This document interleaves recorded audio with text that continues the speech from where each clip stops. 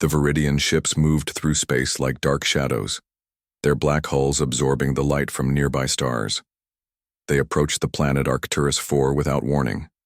The people of Arcturus, blue-skinned beings with advanced technology, had only moments to realize what was happening before the attack began. Orbital defense stations exploded one by one. The sky filled with falling debris and enemy fighters. The Arcturan capital city shook as bombs fell. Their leaders tried to call for help, sending desperate messages across the galaxy.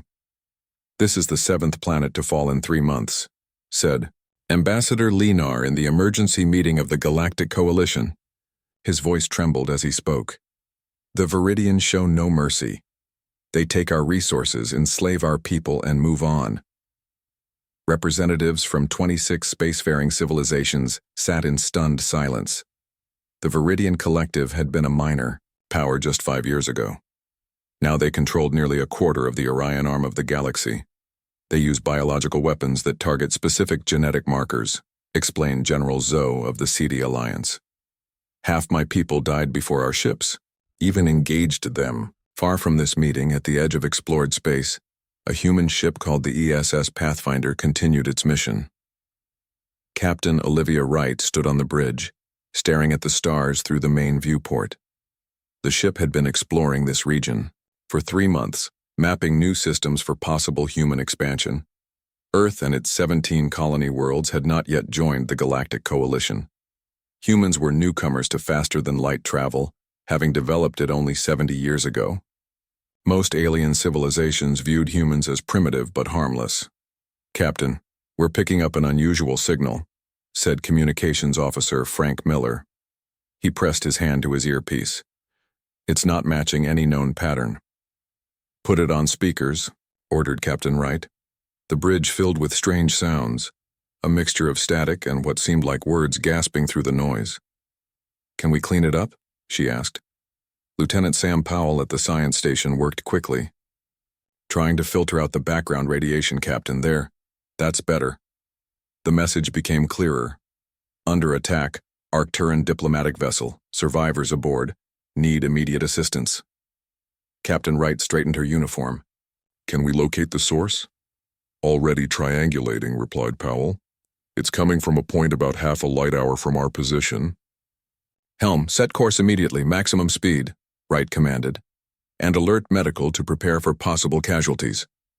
The Pathfinder changed direction, its engines glowing bright blue as it accelerated to faster-than-light speed. "Commander." Daniel Harris, the ship's executive officer, approached the captain. "Should we notify Earth Command?" he asked quietly. Wright shook her head. "Signal would take 6 days to reach them. Whatever's happening, we need to respond now." The human vessel dropped out of FTL travel near a small asteroid field.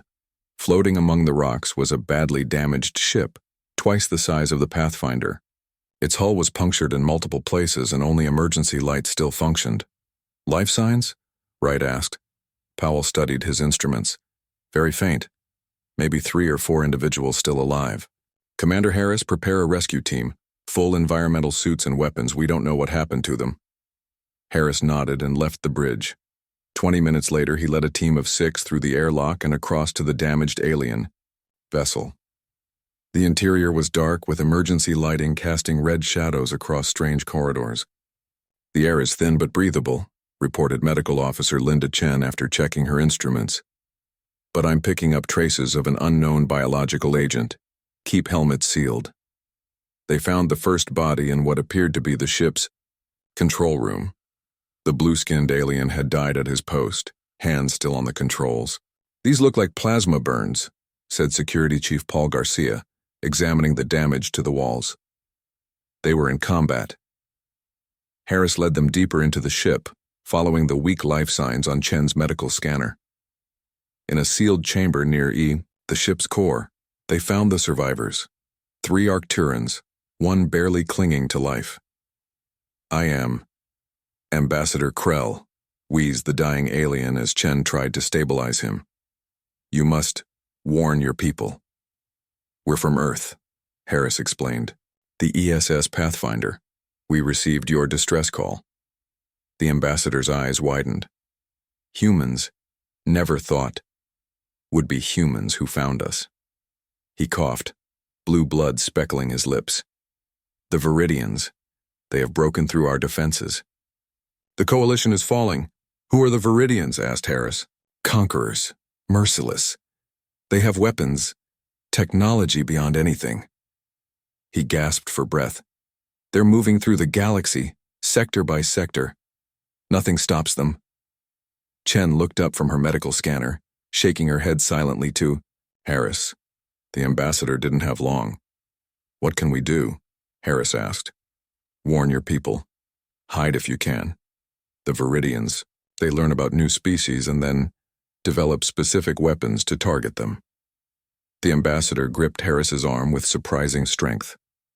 They will come for Earth soon. They want all habitable worlds. With a final shuddering breath, the ambassador died. The other 2 Arcturans were already dead, Chen confirmed. Back on the Pathfinder, Captain Wright listened to Harris's report with growing concern. She ordered a complete scan and download of the Arcturan ship's databanks before sending a priority message toward Earth. The message would take days to arrive, but it contained all they had learned. Should we continue our mission? Asked Navigator Joe Wilson. No, Wright replied firmly. We're heading back to Earth at maximum speed. They need to know what's coming. As the Pathfinder turned toward home, none of the crew noticed the small probe hiding among the asteroids. Its sensors recorded everything about the human ship: design, weapons, propulsion systems. When the Pathfinder jumped to FTL speed, the probe sent its own message toward Viridian space. On Earth, Dr. Alan Martinez worked late in his office at the Global Communication Center in Geneva. As the leading expert in alien languages, he had helped develop the translation systems used by human ships and colonies. His computer beeped, alerting him to a new transmission, a fragmented message intercepted from deep space. He worked through the night, piecing together what appeared to be a warning. By morning, he had enough to take to his superiors. It's a message from something called the Galactic Coalition, he explained to the United Solar Government Security Council. They're warning about an aggressive species called the Viridians, who have conquered multiple worlds. How reliable is this information? Asked Defense Secretary Nancy Ellis. The message was badly damaged, but parts were verified by multiple sources, Martinez replied. And there's something else. They specifically mention Earth as a likely target. The council chamber grew quiet. Humanity had encountered several alien civilizations since developing FTL travel, but none had posed any threat. How much time do we have? Asked President Richard Okoye. Martinez shook his head. The message doesn't say, but based on the urgency, I would guess not long. As if confirming his words, an aide rushed into the room and whispered to the defense secretary. Her face paled. We've lost contact with the colony on New Montana, she announced. All communications went dead 10 minutes ago. The room erupted in voices, but President Okoye raised his hand for silence. It seems, he said gravely, that humanity is about to face its greatest challenge. Lieutenant Kate Morgan stood at her post in the Defense Control Center of Galileo's harbor colony. Red warning lights flashed across every screen. Alarms blared throughout the facility. Outside, the sky darkened as massive ships appeared in orbit. Unknown. Vessels, this is Galileo's Harbor Defense Command. You have entered restricted space. Identify yourselves immediately, she said into the communication system. Only static answered her. Then the first explosions shook the colony's outer defenses. Get me a connection to Earth now, she ordered. A young operator worked frantically at his station. All long-range communications are being jammed, he reported, panic edging into his voice. Morgan made a quick decision. Initiate emergency protocol. Delta. Launch the beacon drone. As the colony's defenses began to fall, a small unmanned craft shot away from the surface, accelerating quickly past the attacking ships. Inside it carried a simple message. Galileo's harbor, under attack by unknown forces. Require immediate assistance. The drone jumped to FTL speed just as the first enemy troops landed on the colony. Morgan grabbed her weapon.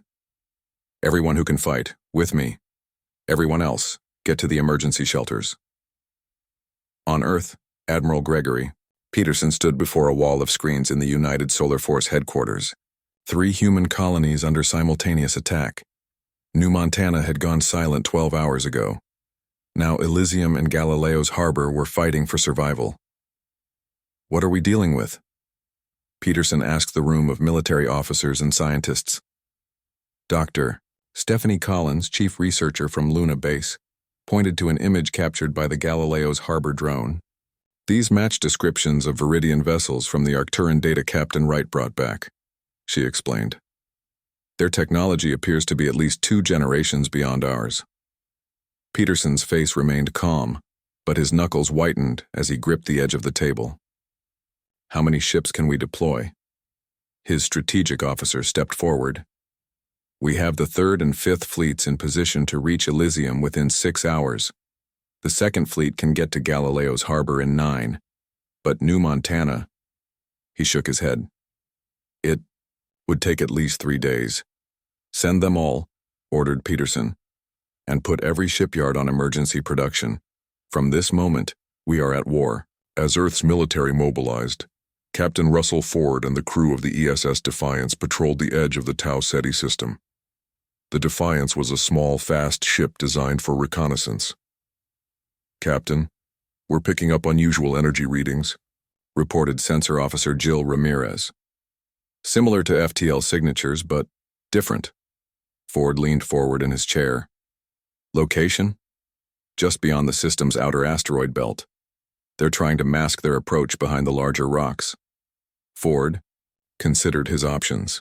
The Defiance wasn't built for combat, but they needed intelligence on these new enemies. Take us in quietly, he ordered. Minimal power signatures. Let's see what we're dealing with. The human ship glided silently through the asteroid field, its sensors recording everything. They found what they were looking for hiding in the shadow of a large moon, a Viridian scout ship smaller than the massive vessels attacking the colonies. They haven't detected us yet, whispered Ramirez, though there was no need to keep her voice down. Ford made a bold decision. Weapons officer, prepare a full spread of torpedoes. Target their engine section and communication array. Sir? Questioned his executive officer. We're not supposed to engage. We need to know their capabilities, Ford replied. And we need a prisoner. Fire on my mark. The torpedoes struck with precision. The Viridian ship, caught by surprise, had no time to raise shields. Its engines died immediately, and its communication array shattered into space debris. Board them, ordered Ford. Full tactical gear. I want at least one of them alive. Hours later, Ford reported directly to Admiral Peterson via secure channel. Emily, Viridians appear to be humanoid, sir, but with significant differences. Their skin has a gray-green tint and they breathe a different atmospheric mix than we do. What about their technology? Asked Peterson. Advanced, but not unbeatable. Their ship's design prioritizes offensive capabilities over defense, and they seem to operate on strict protocols. They struggled to adapt when we didn't fight according to conventional tactics. This was the first piece of good news. Peterson ordered the information distributed to all human ships. Meanwhile, at Luna Research Base, Dr. Collins made a discovery that would change the course of the war. You need to see this, she told her research team, pointing to a microscope screen. These are Viridian biological weapons samples recovered from Elysium Colony. The screen showed tiny engineered organisms designed to attack specific DNA patterns. They modify these weapons for each species they encounter, she continued. But look what happens when they encounter human cells. On the screen, the organisms surrounded a human cell, then died without affecting it. Something in our cellular structure neutralizes their bioweapons, said Collins. They don't work on us. One of her assistants looked up from another screen. And I found something else. Their ships emit a specific electromagnetic frequency during attacks. It seems to interfere with most alien defense systems. But not ours? Asked Collins. No. Our systems use a different technology. We're immune to that too. Collins immediately sent the findings to military command. For the first time since the attacks began, humans had advantages to exploit. At the front lines, General Benjamin Hayes implemented new battle strategies. Human ships began using hit-and-run tactics, striking Viridian vessels before disappearing back into FTL. Ground forces set traps and ambushes instead of engaging in direct combat. The Viridians, accustomed to enemies who fought conventionally, found themselves facing an unpredictable opponent. 3 weeks into the conflict, the first major victory came. A fleet of human ships lured Viridian forces into the asteroid field around Jupiter. The massive enemy vessels designed for direct engagement couldn't maneuver effectively among the rocks. Earth ships, smaller and more agile, picked them apart, one by one. That evening, Peterson addressed the United Solar Government. "Today we prove that humanity will not fall easily," he stated. The Viridians expected another quick conquest. Instead, they found a fight. But the war had only just begun. Hours after Peterson's speech, a transmission came through on all Earth frequencies. The face that appeared on screens across the planet belonged to a Viridian. Tall, with gray-green skin and eyes that showed no emotion. "People of Earth," the Viridian said, its voice translated into flat English. "I am High Commander Vex Cal of the Viridian Collective. Your resistance, while impressive, is futile. We have conquered hundreds of worlds far more advanced than yours." The alien paused as if to let this sink in. "However, we are not unreasonable. Surrender now, and we will allow your species to live as productive members of our collective. Continue to fight, and we will be forced to demonstrate our true power." Admiral Peterson was given authority to respond. His message was brief.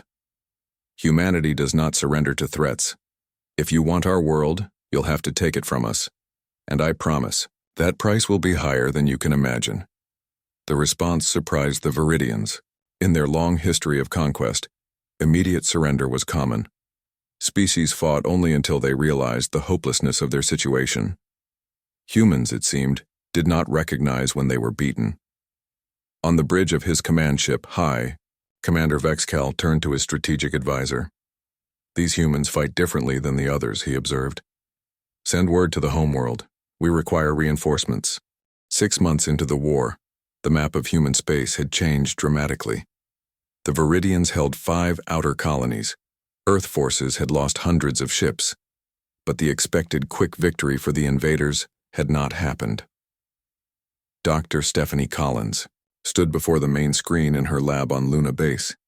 Dark circles under her eyes showed she had not slept in days. Around her, 20 scientists worked at various stations analyzing Viridian technology salvaged from destroyed ships. "I think we have it," she said to her team. "Look at this frequency pattern." On the screen, a wave pattern pulsed in steady rhythm. "Their ships communicate on this specific band," she explained. "And more importantly, their shields resonate at this exact frequency." Her assistant, Dr. Martin Wells, looked up from his own work. "A targeted electromagnetic pulse at that frequency could disrupt their entire defense system," Collins finished his sentence. "Exactly." She immediately sent the data to Admiral Peterson. Within hours, engineers across Earth and the remaining colonies began modifying weapon systems. Meanwhile, in a Viridian prison facility on the captured world of New Montana, Major Sofia Rodriguez watched through the bars of her cell as guards changed shifts. She had been captured during the initial invasion, along with 300 other soldiers and civilians. For months they had been studied, questioned, and tested by Viridian scientists. Rodriguez had spent her time watching and learning. She had memorized guard patterns, door codes, and the facility layout. Most importantly, she had discovered where the Viridians kept their weapons. "Tonight," she whispered to the prisoner in the next cell. The word passed quietly from person to person. When the lights dimmed for the night cycle, Rodriguez pulled a small piece of metal from a hidden seam in her uniform. She had shaped it slowly over weeks into a makeshift key. The lock on her cell was advanced, but she had studied it carefully. The click was almost silent as the door unlocked. Rodriguez moved like a shadow down the corridor, freeing other prisoners as she went. The first guard they encountered died before he could sound an alarm. Armed with Viridian weapons, the humans moved through the facility with practiced precision. They had rehearsed this plan mentally for months, each person knowing their role. "Control room secured," reported Lieutenant Jeff Davis over a captured communication device. "I have access to their systems." "Open all remaining cells," ordered Rodriguez, "and find us a way off this rock." By morning, the prisoners had seized control of not just the facility, but 3 Viridian transport ships. 267 humans escaped the planet, carrying with them valuable intelligence about Viridian operations. When they arrived at Earth 3 days later, Rodriguez was immediately brought before Admiral Peterson and the United Solar Government's War Council. "They're not as unified as they want us to believe," she reported. "I overheard arguments between their commanders. Some think this war is taking too long and costing too much." "Did you learn anything about their overall strategy?" asked Peterson. Rodriguez nodded. "They're bringing in reinforcements from across the galaxy, but there's something else." She paused. "They're afraid of us." The council members looked at each other in surprise. "Afraid? Of humans?" asked Defense Secretary Ellis. "Yes. We're the first species that didn't follow their playbook.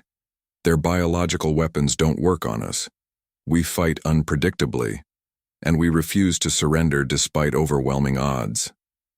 Rodriguez leaned forward. "One guard said humans fight like we don't understand we're supposed to lose." Peterson allowed himself a small smile.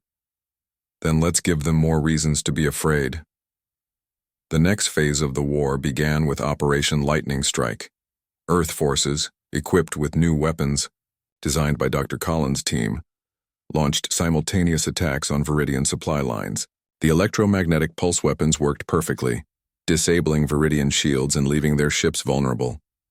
Captain Eric Johnson commanded the newly commissioned ESS Valiant during one such raid. His ship was smaller than standard military vessels, but packed with experimental technology. "Target locked," reported his weapons officer as they approached a Viridian supply convoy. "Fire EMP torpedoes," ordered Johnson. The Viridian ship's shields flickered and died as the specially tuned electromagnetic pulses hit them. The Valiant and its sister ships swooped in, disabling engines and weapon systems with precision strikes. "No need to destroy them," Johnson told his crew. "Just cripple them and leave them floating. Let the Viridians waste resources rescuing their people." This new strategy worked better than anyone expected. Within weeks, Viridian supply operations were in chaos. Their forces, stretched across multiple fronts, began to falter. On Earth, the Terran Defense Initiative brought together military leaders and scientists to develop new technologies and tactics. Dr. Collins led the scientific division, while General Hayes commanded the military branch. "We've analyzed their command structure," Hayes explained during a strategy meeting. "The Viridians operate on strict hierarchies. They don't adapt well when communication lines are broken." Colonel Larry Diaz, head of Special Operations, picked up the thread. "So we target their command ships specifically, cut off the head and the body flounders." Their new approach proved devastatingly effective. Human strike teams began targeting Viridian command vessels and communication hubs. Without clear orders, Viridian forces became disorganized and inefficient. 3 months later, the Viridians attempted to negotiate. A transmission came through to Earth's government. "Your resistance has been unexpected," said Sub-Commander Zelvax, speaking for the Viridian leadership. "We are prepared to offer terms. We will withdraw from 3 of your colonies if you cede the others to us permanently." Admiral Peterson didn't need to consult with anyone before responding.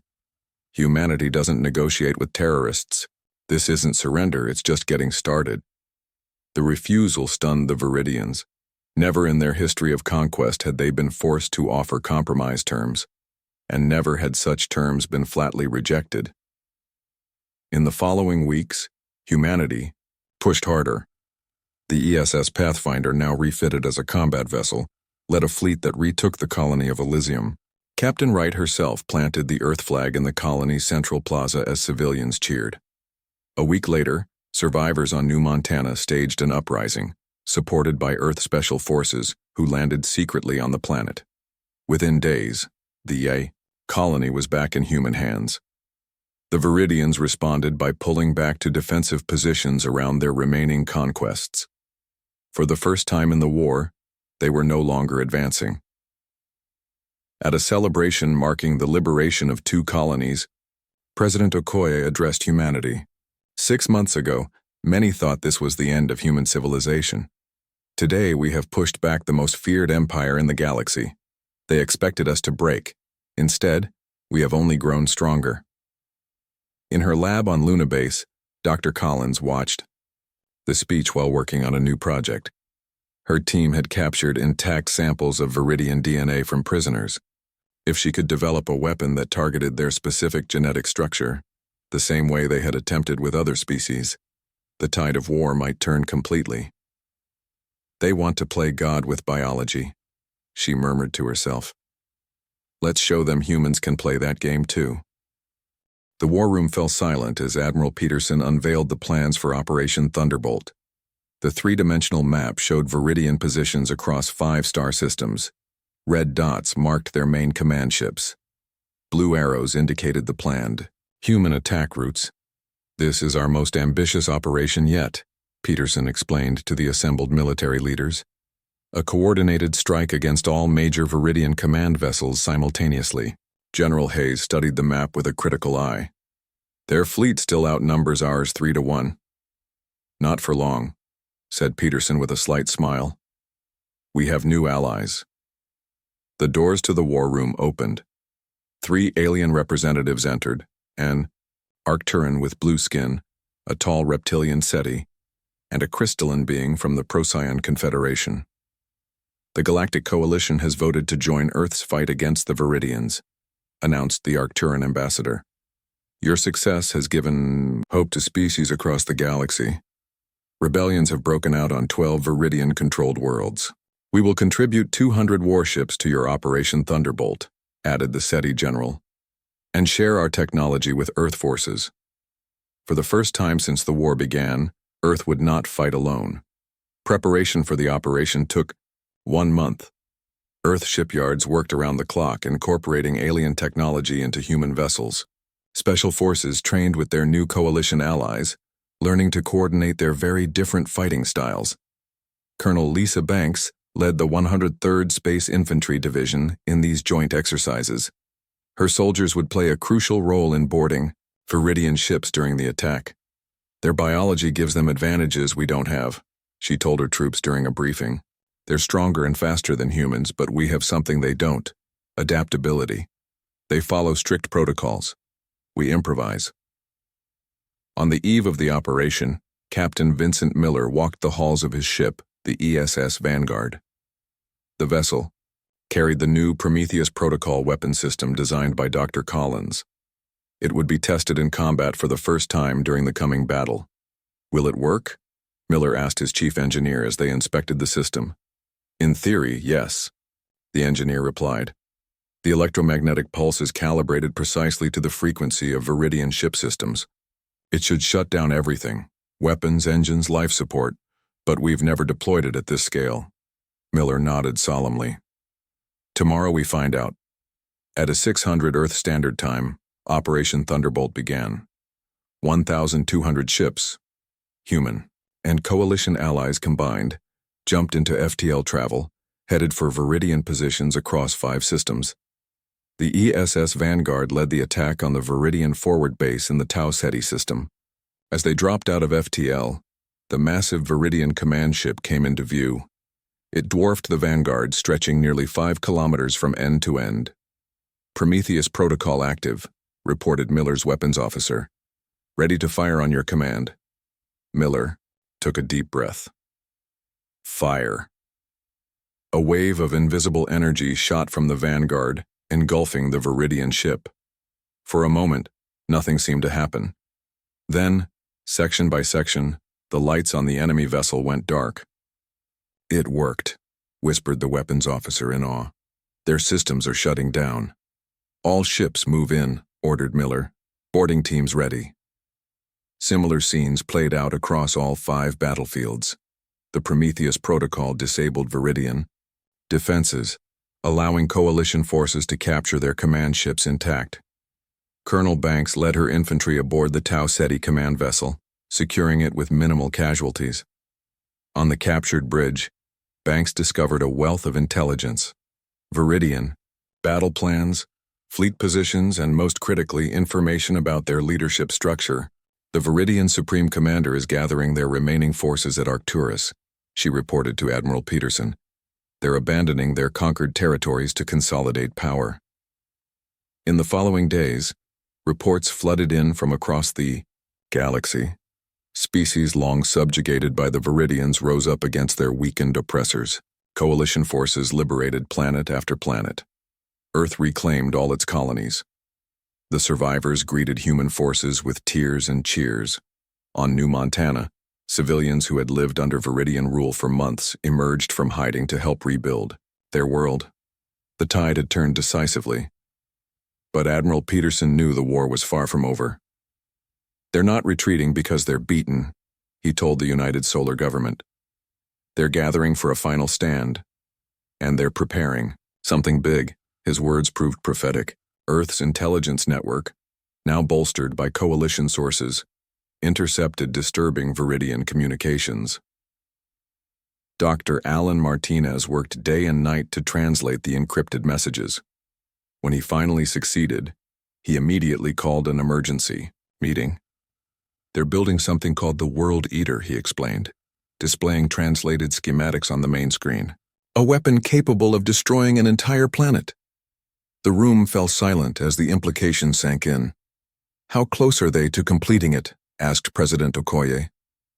Based on these communications, 2 weeks, Martinez replied grimly. Maybe less. And the target? Asked Admiral Peterson, though everyone already knew the answer. Earth. The final phase of the war would be decided in the Arcturus system, where the Viridian Armada gathered around their homeworld. Earth and coalition intelligence reported massive defenses, thousands of ships, orbital platforms, and the nearly completed World Eater weapon. We need to destroy that weapon before it becomes operational, Peterson told his commanders. But their defenses are too strong for a direct assault. Captain Wright of the ESS Pathfinder stepped forward. Sir, I have a proposal. We've been studying Viridian technology for months now. My team believes we can disguise one of our ships as a Viridian vessel using captured identification codes. A Trojan horse, mused Peterson. Exactly, confirmed Wright. A small team could infiltrate their defenses, locate the World Eater, and disable it from within. It's extremely high risk, cautioned General Hayes. If they're discovered, it's our best chance, Wright insisted. Commander Harris and I have been preparing for this. We know Viridian protocols better than anyone. After hours of debate, the plan was approved. The Pathfinder would lead the covert mission, while Admiral Peterson assembled the largest battle fleet in human history for the final confrontation. Dr. Collins arrived from Luna Base with her latest creation, the Aurora device, a weapon designed to target Viridian genetic structure. It won't kill them, she explained during the mission briefing, but it will temporarily paralyze their nervous systems. It gives us a non-lethal option to end this war. As preparations for the final battle continued, Captain Wright and Commander Harris selected their infiltration team, 8 specialists with diverse skills. They would slip into Viridian space aboard the disguised Pathfinder, locate the World Eater, and disable it before the main fleet arrived. We leave in 6 hours, Wright told her team. Get some rest. Once we're in Viridian space, there's no turning back.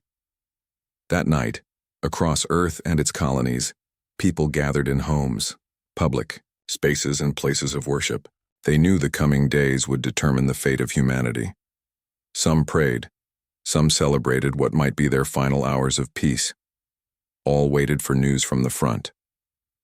On the bridge of his flagship, Admiral Peterson reviewed the battle plans. One final time. This would be the largest space battle in known galactic history. Success would mean freedom for countless worlds. Failure would mean Earth's destruction. Send the coded message to all ships, he ordered. Operation Thunderbolt. Phase 2 commences at 400 tomorrow. The final battle for the galaxy was about to begin. The ESS Pathfinder moved silently through Viridian space. From the outside, it looked exactly like a Viridian supply ship. Captain Olivia Wright sat tense in the command chair as they approached the massive defense perimeter around Arcturus. Viridian. "Control is hailing us," said Communications Officer Miller. Wright nodded to Commander Harris, who stepped forward. He had practiced the Viridian language and protocols for weeks. "Ready to transmit," Harris said, then spoke into the communication system using the harsh, clicking sounds of Viridian speech. The translation software helped, but the accent had to be perfect. Everyone on the bridge held their breath as they waited for a response. "We're cleared to proceed," Harris finally said, relief evident in his voice. "They're directing us to Docking Bay 17 on the outer ring." The Pathfinder passed through multiple defense layers, automated weapon platforms, patrol ships, and finally the massive orbital station surrounding the Viridian homeworld. The World Eater facility loomed ahead, a structure larger than any space station humans had ever built. "Remember," Wright told her infiltration team as they prepared, "to board.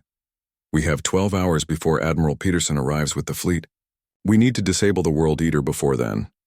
The team, disguised as Viridians with special suits and masks, split into 3 groups once aboard the station. Harris led the team heading for the main control center. Engineer Luis Gomez took his group toward the power core. Wright led the 3rd team to find the firing mechanism. Meanwhile, across the galaxy, Admiral Peterson gave final orders to the Coalition fleet. 3,000 ships gathered at the jump point, the largest armada ever assembled. Earth vessels made up 1/3 of the force, with the rest coming from 24 formerly subjugated species eager for revenge against the Viridians. "This is Admiral Peterson to all ships," he broadcast. "Today we fight not just for Earth, but for every world that has suffered under Viridian oppression. We fight for a free galaxy." The fleet jumped to FTL speed, beginning the 6-hour journey to Arcturus. On the World Eater station, Wright's team moved carefully through maintenance corridors, avoiding Viridian workers. Their intelligence had identified the weapons targeting systems on the station's lower levels. "We're approaching the main targeting array," Wright whispered into her communication device. "Any update from the other teams?" "Control center is heavily guarded," Harris responded. "Working on an alternate route. Power core located," came Gomez's reply. "Starting to place charges now." Wright's team reached the massive chamber housing the targeting system. Through the viewing window, they could see the heart of the World Eater, a focusing lens larger than a battleship, designed to channel destructive energy at a planet. "Begin the override sequence," Wright ordered her technology specialist. "We need control of this system." As they worked, alarms suddenly blared throughout the station. "We've been discovered." Harris's voice came urgently over the comm. "Security. Forces are locking down all sections." Wright made a quick decision. "Stick to the plan. We disable this weapon no matter what." Across the station, Harris and his team fought their way toward the control center as Viridian soldiers closed in. Gomez's team rushed to complete placing explosives around the power core before security reached them. Wright's fingers flew over the alien controls, uploading a virus designed by Earth's best programmers. If it worked, it would scramble the targeting system permanently. "Upload complete," she announced, "but we need to hold this position to make sure it can't be reversed." The battle for the World Eater station intensified as more Viridian forces converged on the human teams. Harris and 3 of his soldiers reached the control center, barricading themselves inside. Gomez set the final charges at the power core. Before his team was surrounded, "Charges set," he reported. "Timer active, 20 minutes until detonation." Wright and her team set up defensive positions around the targeting chamber. "Hold as long as you can," she ordered. "Admiral Peterson needs more time." The Coalition fleet dropped out of FTL travel at the edge of the Arcturus system. Immediately, the Viridian defense fleet moved to engage them. Thousands of ships faced each other across the void. "All ships, battle formation Delta," ordered Peterson. "Fire at will." The largest space battle in galactic history erupted as energy weapons, missiles, and fighter squadrons filled the space between the fleets. The Coalition forces pushed forward, trying to reach the World Eater station. Inside the station, Wright's Team was down to 3 members. Viridian forces had breached their position from 2 directions. The virus is working, she told her remaining teammates. The targeting system is crashing. They can't aim the weapon. Her comms crackled. Captain, this is Gomez. Power core charges are set, but we're pinned down, can't reach the extraction point. Commander Harris, status? Wright called. Control center secure, came the reply.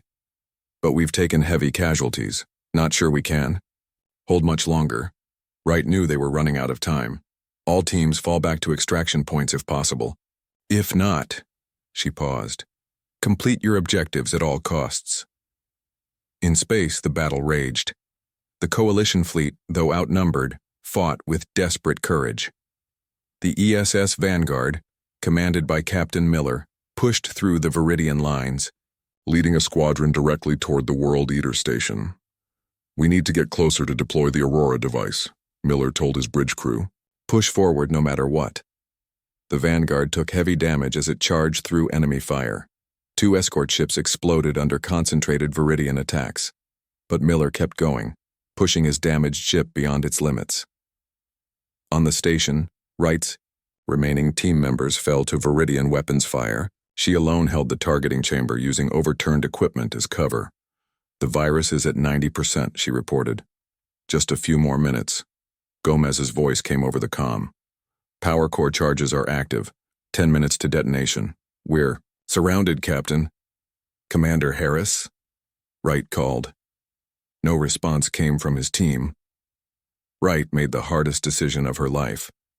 All coalition ships, this is Captain Wright. The World Eater has been compromised. Begin final attack run. I repeat, begin final attack run. She knew what this meant. None of the infiltration teams would make it out alive.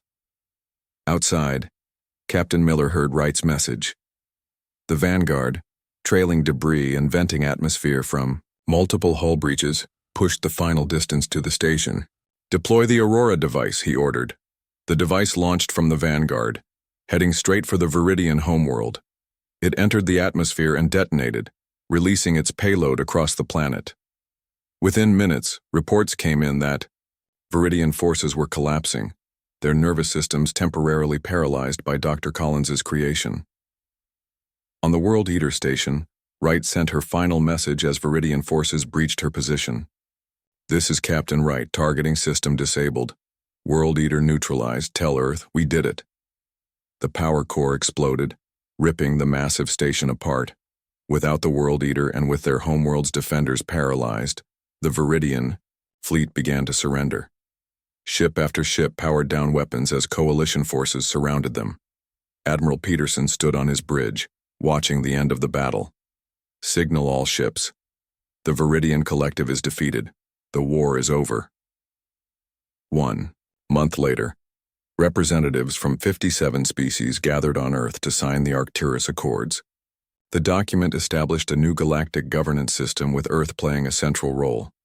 Species formerly enslaved by the Viridians looked to humans as leaders and protectors. President Okoye signed for Earth, then addressed the assembled delegates.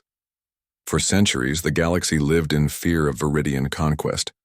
No one believed they could be defeated, but humanity proved that determination, creativity, and courage can overcome even the most terrible odds. He paused, looking at the memorial flame lit for those who had sacrificed themselves in the final battle. Today we build a new galaxy, one based not on fear, but on cooperation and mutual respect. The Viridians terrorized the galaxy until humanity finally responded, and now we all move forward together.